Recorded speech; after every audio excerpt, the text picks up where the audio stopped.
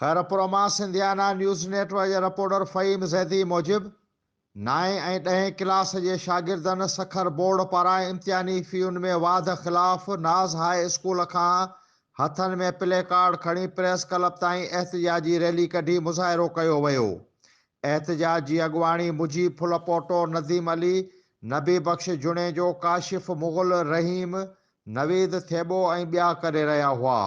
शागिर्दनि मीडिया सां ॻाल्हाईंदे चयो त सिंध हुकूमत पारां मुफ़्त तइलीम ॾियण जे बावजूदि सखर बोर्ड पारां गुज़िरियल साल खां वठी इम्तिहानी फ़ीयुनि में वाध करे ग़रीब शागिर्दनि खे तइलीम जे ज़ेवर खां महरूम कयो पियो वञे।